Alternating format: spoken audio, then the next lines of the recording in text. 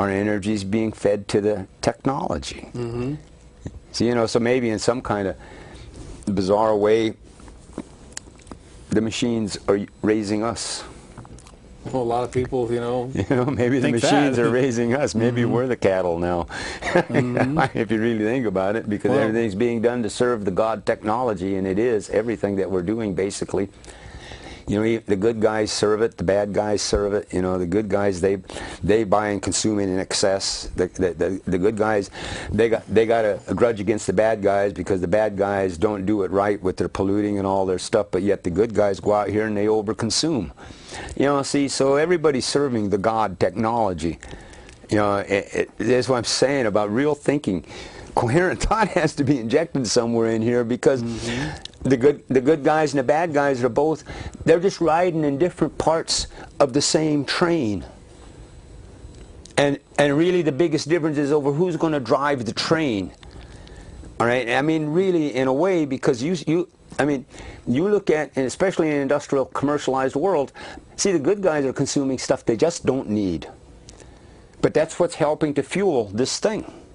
You see, so it's, we're talking about, what I'm saying about energy, something has to be injected energetically to change them, because the good guys and the bad guys really, some are nice. The good guys are maybe, if you're one of the good guys and are on their side, then the good guys are nicer than the bad guys. If you're one of the bad guys and and on their side, then the bad guys are nicer. But see, but when I look at it, see, they're both, it's everybody's consuming more than they need. I mean, excessively. Extremely excessively, and it's impossible not to unless you go off on a farm somewhere and live your whole life on a commune. Or it's time to just say, time for the good guys. Everybody say, I got an addiction problem here. That's what. Yeah, my name is such and such, and I'm an addict. Like I'm addicted to material and fear, which makes me want to consume more material, and insecurity, which makes me want to consume more material. I'm addicted to my own perception of powerlessness, which makes me want to consume. Maybe that should be the thing. Well, like you've said before, the major thing we need to do is not lie to ourselves, and that might be a step in the right direction, is just to admit that we are addicted to this. Well, I want to. All right, let's use the word. I don't know about admitting. Because when I go to the movies, it's the ticket admission, the price of admission. Admission means let you in. Right? But maybe it's time to exit instead of admit. See, we admit a lot of stuff. But I think maybe we should acknowledge. See, admit means to let it in. It doesn't mean to let it out.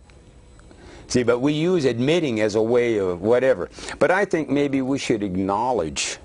See, because if we acknowledge, then you look at the root of the words, act on the knowledge. Right? See, all right? Admit means let it in and keep it in. So that may be a way of continuing to do what we admit. But if we acknowledge, right, then maybe we would act on the knowledge, and we would not continue to do what we've been admitting. Anyway, it's part of what you're talking about, and recognize. Yeah, that's right. They have different vibratory. They make different sounds in the vibratory wavelengths or whatever when we project sound into the ripple of sounds. They have two different. See, so maybe maybe some of the sounds or the words we use should be. We should have a better understanding of them rather than just use them out of habit and convenience.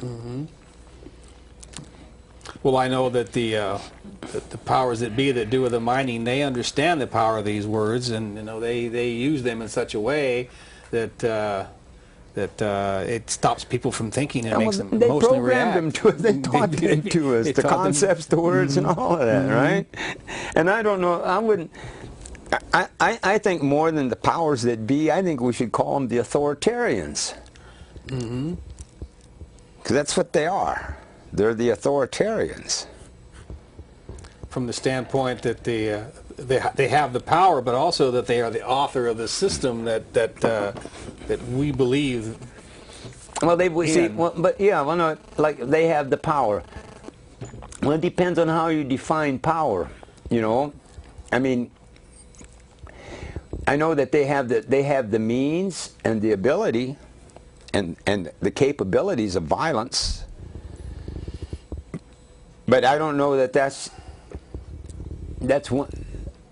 It's one of those may be elements of power. But see, I don't look at it, when I look at it like that, it's to me, I know they have the brutality, the capability and the brutality to maintain what they have, but I don't know that I would call it power. All right, because that's one of the things about authoritarianism, you know, and I think because when you look at it, if they have the technology to wreak havoc on us, then or they have the economics to wreak havoc on us, or the military or the political thing to wreak havoc on us, then to me, I look at those, these are things that are access to authority.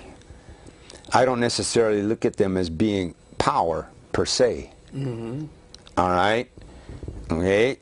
But see, if they convince us that this is power, then see, this is all designed about us not recognizing ourselves as human beings, all right, and our own power. See, so if I believe again, see, I'm not talking about thinking. If I believe that their ability to produce and generate violence makes them powerful, then I will never understand my own relationship to power, because I'll always look at that as being, and I know that I don't have that. If I believe that I got to get money to be powerful, see, then I'll never recognize myself, because I'm externalizing what power really is. See, in those teachings you're talking about a long, long time ago, see, this is what was being passed. Power is in here. Mm-hmm. See, but now, see, nobody, so, you know, so people go around and they talk about personal power, look for the personal power, but see, it all gets negated because everything is, casually, we use these words, they have power over us, the powers that be, casually, frivolously, but not understanding every time we make the incantation, we're planting it. Mm-hmm. Or making it happen. Yeah, you know? And so we're not changing anything about the perception of how we perceive, which is what they don't want us to do. But if you break it down to pragmatic things, you know, on one level it is power. It's a mutation of power. It's not power in its own. It's like if you take uranium out and you convert the being of uranium, that energy, right? And they call it power. But what it is, it's a mutation of natural power.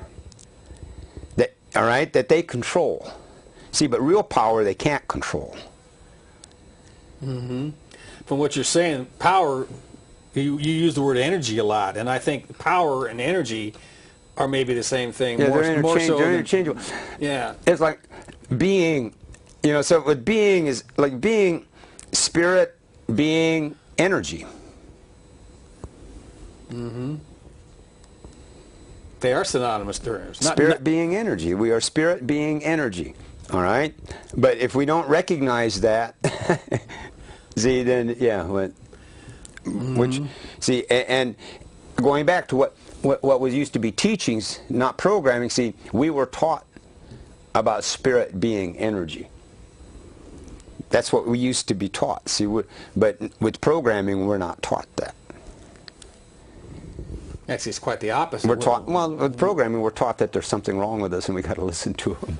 Yeah. Guilt, sin, blame. Yeah. You know, from what we're talking about, these different, we're talking about two parallel things, and a lot of times people reality and the illusion. People are mistaking one for the other, right? Reality and the illusion. Yeah.